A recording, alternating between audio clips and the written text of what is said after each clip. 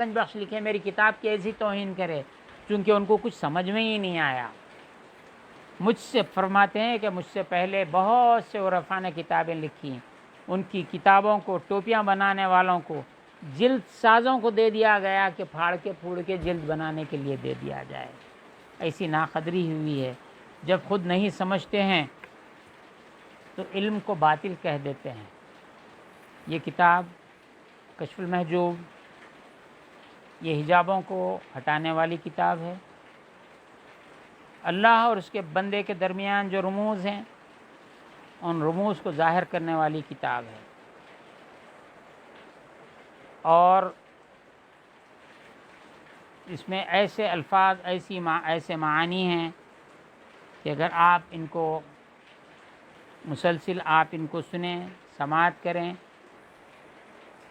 تو انشاءاللہ وہ حجابات دلوں سے دور ہوں گے، اور صوفیہ کے بارے میں، اہل تصوف کے بارے میں جو شکوک شبہات آج پائے جاتے ہیں، 1000 سال پہلے بھی وہ شکوک شبہات تھے۔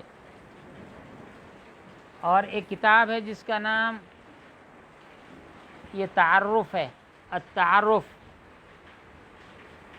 امام ابو بکر بن ابو اسحاق محمد بن ابراہیم بن یعقوب البخاری الکلابازی رحمۃ اللہ تعالی علیہ۔ یہ اس میں بھی آپ نے وہی بات کہی ہے کہ صوفیہ کے کیا عقائد ہیں، کیا احوال ہیں۔ یہ سب سے قدیم ترین کتاب یہی ہے۔ جب بھی لوگوں کو اعتراض تھا، آج کے لوگ کرامتوں پہ اعتراض کرتے ہیں، پھر مسلمان موجود ہیں۔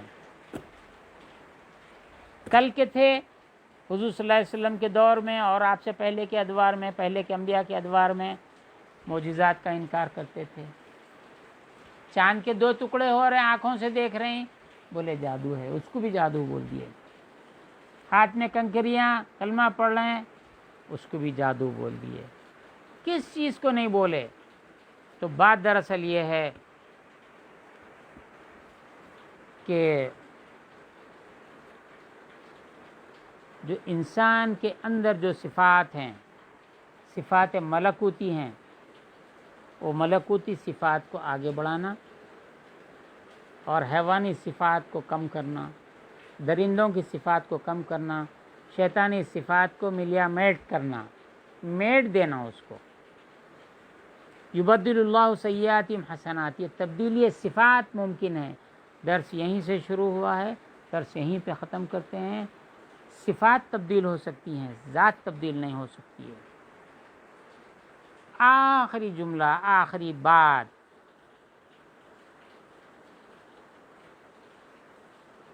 حضرت سیدنا فاروق اعظم عمر بن خطاب رضی اللہ تعالیٰ عنہ کا واقعہ میں عرض کرتا ہوں۔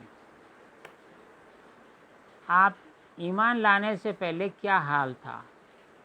اسلام کے بدترین دشمن تھے، معاذ اللہ حضور صلی اللہ علیہ وسلم کے بدترین دشمن تھے۔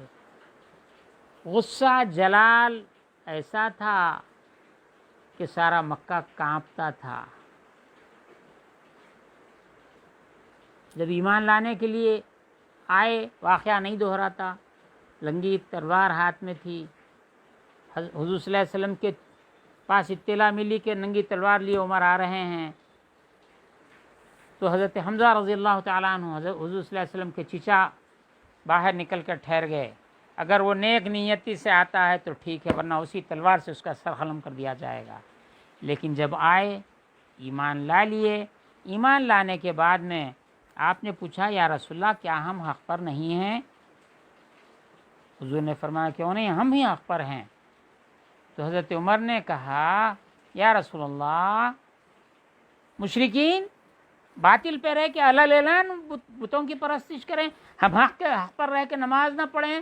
چلیے آج ہم علل اعلان نماز پڑھتے ہیں۔ وہ جلال جیسا کا جو جلال تھا، اسلام کے خلاف چل رہا تھا، وہ جلال برقرار، لیکن اس کی صفت تبدیل ہو گئی، کفر اور شرک کے خلاف ہو گیا۔ صفت کا رخ بدلا جا سکتا ہے۔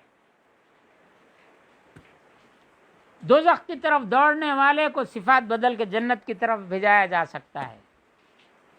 اور بھائیو، ہمارے عمل خراب ہو گئے. بھائیو آئیے بھائیو، نماز کو بلا رہے ہیں جہنم میں بھیجا رہے ہیں، نماز کو بلا رہے ہیں قرآن سے دور کر رہے ہیں، نماز سے بلا رہے ہیں فاتحہ سے دور کر رہے ہیں، نماز سے بلا رہے ہیں، نماز کی طرف بلا رہے ہیں رسول سے دور کر رہے ہیں، نماز کی طرف بلا رہے ہیں رسول اللہ پہ سلام پڑھے تو بول رہے ہیں یہ ناجائز ہے، اس کو بدعت ہے بول رہے ہیں. تو یہ کیا ہے؟ جنت میں جانے والوں کو دوزخ کی طرف بلا رہے ہیں. بلانے کا ہتھیار کیا ہے؟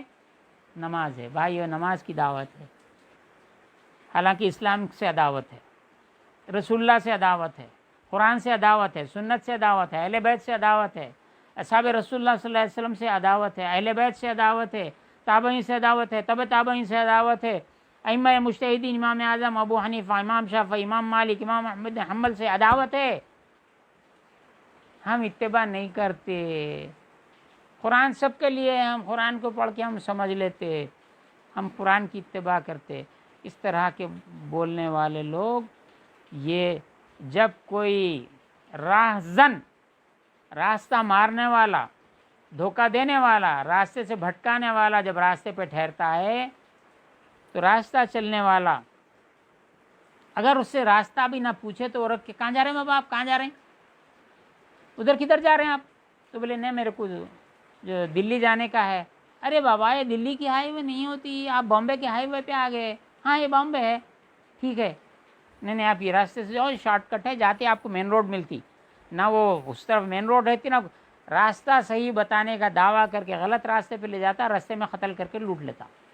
تو ایمان کے لٹیرے ہیں. نماز کی دعوت، اس کی دعوت، اس کی دعوت، کوئی دعوت نہیں ہے، یہ عداوت ہے. ان کی تمام جو صفات ہیں، دعوت کا لفظ